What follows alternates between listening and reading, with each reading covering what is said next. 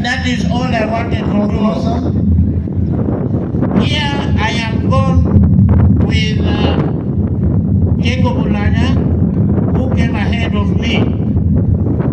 And the children are all here, some are with outside. We have Honorable Andrew Jacob Olanya, Adiyo, Awudu, Adim. These are the ones with us. Some have not been able to come here. Briefly, this is the great family of this great man called Adiyo Yorachan and Imat Alisinora. As we ground down, that is the life which was well read and taken care of. There is nothing more I'm going to add.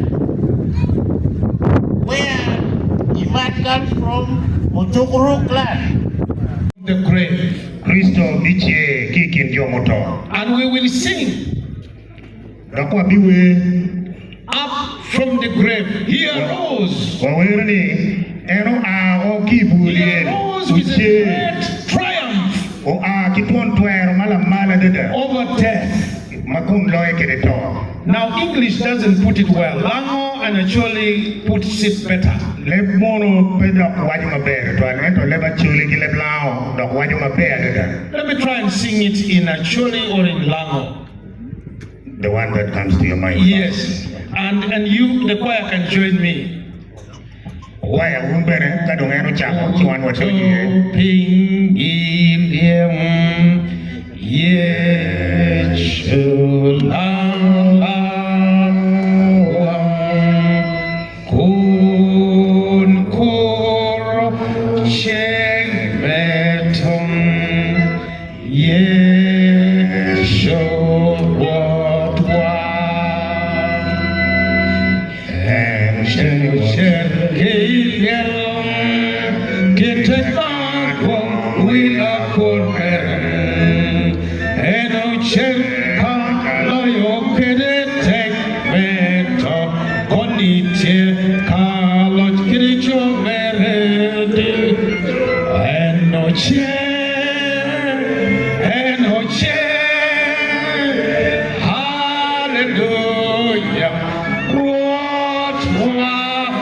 Another clap for Jesus.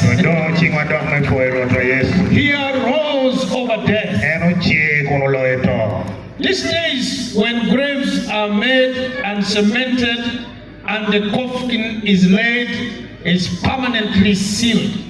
Ikare eni kaide nen ki kwenyu bu madong ki kano kom dano ki kero sementi wiye dong neni ki umu wiye matwal dong. But our Lord Jesus defeated the grave. Ento roto Yesu Kristo uloyo bulien. He defeated death. Uloyo to. And he arose. This should encourage us Man miro chok twinyo. in the face of death. Kai nen waken megito. That death speaks but Christ answers. To tuero loko ento lagam timot Kristo ay. The grave stands but Christ rises. To biru chungo inyi mwani rit ento Kristo chung furati. Tears fall but Christ reigns. Pigwang waromo chwe ento roto Yesu Kristo dunyo pigwango. If Mzee Nathan Okori lived in Christ, Ka mzee Nathan okoi Kristo. then today he is not wandering, he is resting. Chi dini eni en petika wot merata en dong ki kum yuene. He is not wandering, he's not in darkness, he's in the presence of the light. En petika wot merata pebere tie chol ping ento tie inyim tar maleng ma palobang He ki. has moved from the struggles of this world 97 years. En uwori lobuman mo pong kichan pi mga tira biru ya tira pumwen ya biru. And he moves in the world of the Lord into the joy of his Lord. Chi dong eno donyo itie palobang kama yung chwing kilelo dong tie. So this is the anchor for our hope. Kaka ene kama wan genwa jenye ye. Eternal life is not a wish. O mapetum ko bergina dano tamo mera tama. It is a promise secured by Jesus Christ. Eno ni obedo gi chike mar Ruoth Yesu Kristo kikome bene mogo. Let me say a word of comfort to our mothers. Amira mi lok machoko chuny bod migiwa. I am told Mzee was with a mother and they were about to wed. Owinjo ni mzee no tie kimego maono gitiki tambere me Rebecca nicha. Mommy, today your heart is heavy. Mego angeni tin chuny tie nuriwa. The place he left cannot be filled by another. Kama eno wero chane pedong tingat mo madok rom binu chung kakare. But hear these words of comfort. Ento winy lok man me kwe ching. In Psalm 23, Ijabuli piarayo ya dek. the shepherd says, even though I walk through the valley of the shadows of death, I will fear no evil, for you are with me. Ijabuli piarayo ya dek la kwat wajo kumane kerika woro ilung me tibuto pe abiluoro gimo pien initie keda. Notice it is a valley, not a permanent home. Wi biro poni eno bedo lung kulu ento pene gang madong ini biberiye matwal. I am a neighbor to Acholi people. An atie jirani ki Acholi kan. Even I have gone to school to some of the brilliant Acholi boys and girls. Ben atie kan kwan akwano ki awobe kanyira Acholi magiriek mapetwere. One of the things I've learned about the life of some Acholi people, Girachiel mana ni ay kumkopa Acholi mogo. there are people who live without hope. Tie jomo kene magibedo ento gibedo la boygen. When they are so pressed hard by life, especially death, Kai nen jemi do diu gi matek la bolle katod otime. they surrender and they say just a summary word, Wilobo. Dong ilu mere chingio chiki wajo lo achele kendo ni wilobo. But the longing continue to add that if this world has really given you bread, you will eat and never finish. Langi dok mere dok manok ni kai nen wilobo ne no mi gu mo man gira chama tie. Di chamo chi dong petum. But I want you to take heart. Ento amiro ni unu udi chwenyu. You can't say Wilobo because it's not a permanent place. Wilobo is temporal. Our permanent place is in the presence of the Lord. Pemiero wawajo ni wilobo chi dong wa ilu unu chingwa And pien. God will walk with you Pien luma woro kachiel kedwa. step by step. Woro kedwa pien mawa komo When ki mawa komo decisions feel kedwa. overwhelming, He will guide you. Kai nen jemu dok tek madung pelare ena ye telo yo yitwa. Let me say a word to the children, the grandchildren, and the relatives. Wakawaj lok me choko chuny mod lutieno ligwayo ki jomo kena ni bene. Rise in strength Miro a unu malo ki teko. and purpose. Bene miro bet ki tien lok.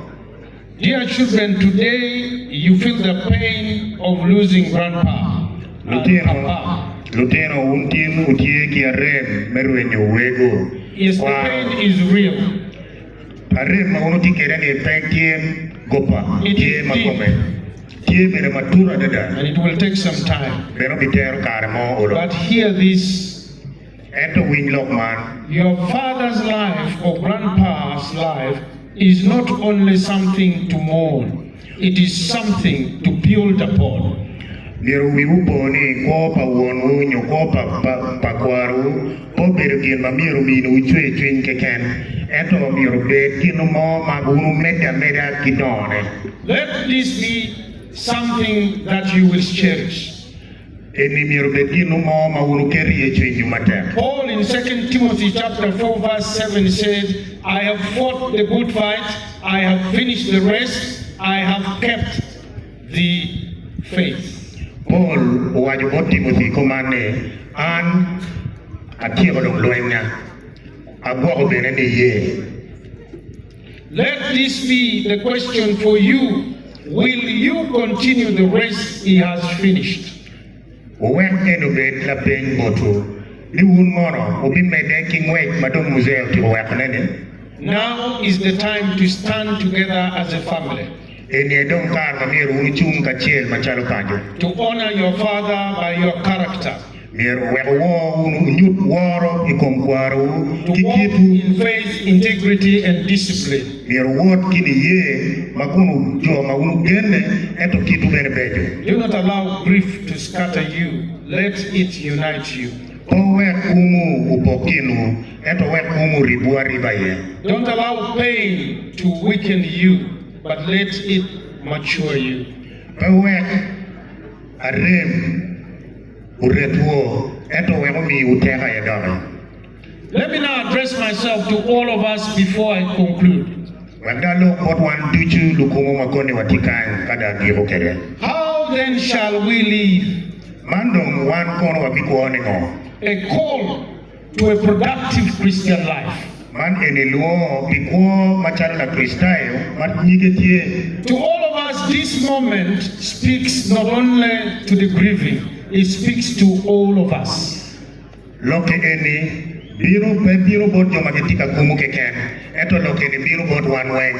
If eternal life is real, which I believe it is, then how should we live now? Kakwo ma petum tiada ma en tiki gene ko ma petum tiada ni. Chi wando miro wako ni ning. We must live with purpose. Miro wabiru unu kawako wako unu kitien lo. Let me repeat, we must live with purpose. Anoe dore ni kwa wa miro tien lo ko betie. In Ephesians 5, verse 15 and 16 says, be very careful then how you live, making the most of every opportunity. Epecho wadi kumane nen mabe ni igwo ni kidiro un chawa ma ini tikere mabe. Be very careful Bet mai boke how you live, kit mai ni ko not as unwise but as wise, pechalo dano maming ento dano maria. making the most of every opportunity, Koni tiu ki chawa ni mabe adeda. because the days are evil. Tien kar ma on wanu tiyene upong ki jeme maraju. It is a practical command for daily life. Mani eni fony mabiro kitwero kit mamiro dano ko kede nino kinino. For all of us in our context today in Uganda, and even more personally among the Acholi people, Man botwa machalo wan jo Uganda kitutwale machalo wana choli. let me unpack it a little bit for you. Weka gony manok itu. Live carefully, Bet mai boke. a life of intentional holiness. Ko ma ini keri e chunyi ni miro ket ko ma keri kum lubang. The Bible says, be very careful how you live. Kira choy wachi ni bet ma igwoke. Beloved, the Christian life is not accident.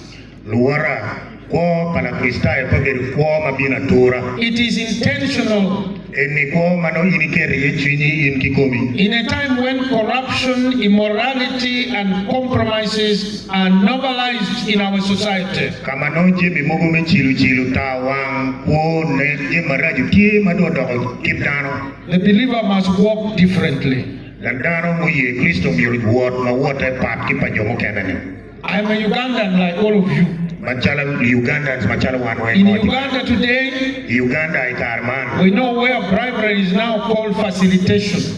Kombedi lep me chamuchana donki wajane miyo gimo makonyo tich. Where truth is bent for survival. Kama ada kigomo go wetano unong yo mekwo. Where moral boundaries are weakening. Kama kidano dong tika baleo. Paul says, Paul wajo kuman. be careful. Bet may gwoke. Among the Acholi Ikin wana chuligan. and the Langi, Kilangi bere. and all of us Ugandans, Kiwan wen may Uganda kan. you see, after years of conflict and recovery, Inge luak mo ki mapula ta meluen kidong mala mo watika. where wounds of the past still shape choices, Kama bu menjemi muti me ange food weno miu tam kwa ko kita wa ko kerene. God is calling his people to a new pattern of life.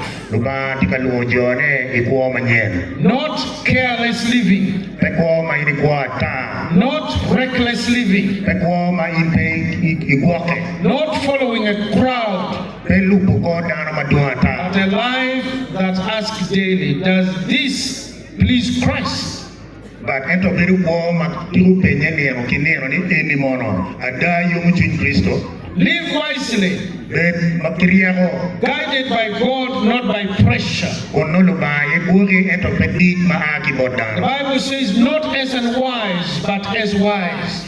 Bible wacho ni pe ko machalo dano malameng ento ko machalo dano maria. Wisdom is not education. Ngech pe obedo kwan. Wisdom is living under the fear of God.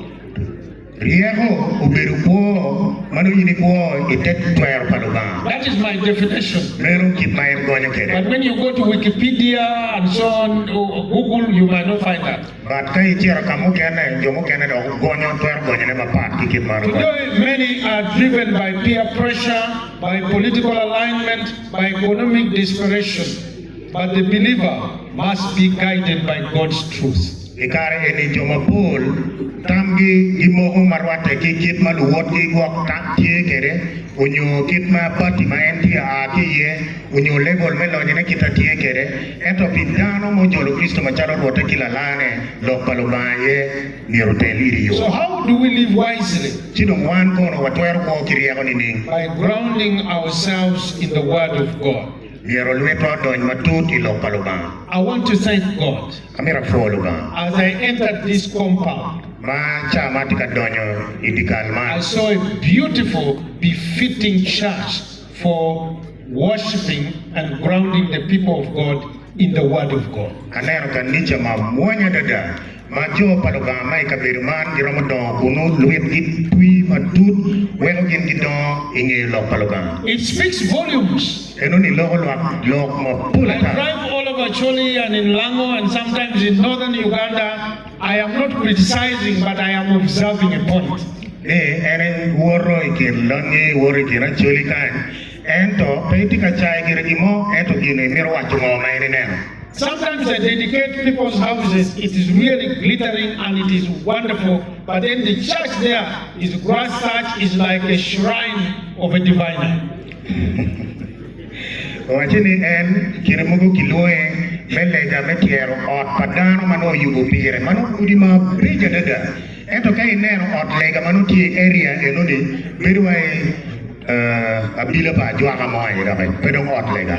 And you know, diviners, even if there are some here or listening to me, nobody likes to introduce the diviners in public. Nunu ngi kit ma jwa gi gen gi ko kire karo kena mo kena be giti kan ento pola kar dan pe mar nyuto gi kin dano. I know that because I was an altar boy to my grandmother who was a diviner.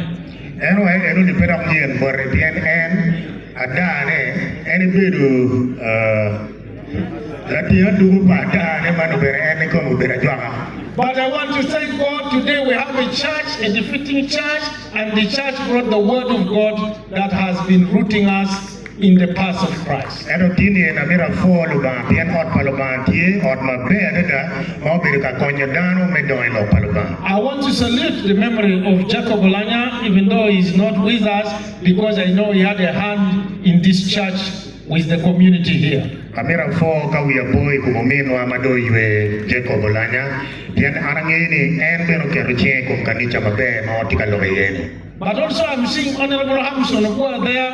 I can salute him because I've been in a church where he has built, maybe he copied from here or they copied from him, but it's a befitting church also in his village. I thank God for that. Amita fo beni uminwa Hamson obua ma entikinwa tiana ngini en bene uyu kanisa mabe karo kena go hono tama ki kanyu no ki kamu kene eta mita fo e tiana uyu kanisa mabe gangi. So as we live Kadu mwana wa as Afrika. wise people, Kawa kuo machalo and jo living marie. carefully, Jo magikuo kungiguake. parents, Lunyodo. let us place our children on the way of the word of God. Wakiru nulutino ayo maweno kendi winyu lo paluba. This is important. Man pire teka The dada. word of God changes life. Lo paluba no kit kuo padano. It teaches us to be people who work hard. Fonyo dano ni dano miruti mate. Although sometimes we have had people of God praying overnight for 2 weeks and there is no work. But prayer is not bad, but actually the word of God teaches us to work hard. Erika bedi kin mukeno winyi ni jo mukene mai kanija iwego dano beru ka lega picha mira rio mano gi be ka tiu gi mukene lega perai eto dano miru ti matek bere. We thank Mzee Nathan for being a Christian, for sending his children to school, for being someone who works hard. Wafoy Mzee Nathan bien me yer me beru la Kristayo me chulo lutino ne school ki me beru la ti matek. We must be people who work hard. He has left for us a legacy at national level, at district level, even at the village level. It's a great legacy. But let me say one thing. We must also consider leaving a legacy for the church when we are still alive. Wan bere miro ruwa biro kitam me weko banya ikanicha kai nen wan futwa tiki kuo. We want to salute our elders who has given land to the church, which land is now used for schools, for education, for hospital. But the modern day generation, I urge you, in living wisely, also consider leaving a legacy in the faith that will carry the work of the gospel. Wamete wakufua kwari wa mayang chondien kumi ngomki kanicha kama ino kanicha tiye gangwan tiye odiedi tiye eto jo mekare ene aramiru ligu ni unbene ubet kitam mekate kigi mo maunu weko mabiri naga madong machalo banya dokin makonyo lwa mano bibiru kingewa. Let me speak plainly to the people of Acholi today. Wakati elo iwiwu unacholi. Let the fathers rise as spiritual leaders. Wege niro amalo machara do tela mechi. Let the mothers shape godly homes. Mege o unu malo meneno neni pachi u biru pachi mawar. And let the youth reject empty pleasures and embrace purpose. Kibulu weke tu chunyu yung chuny matere pere. Let the church move from survival to mission. Rakanicha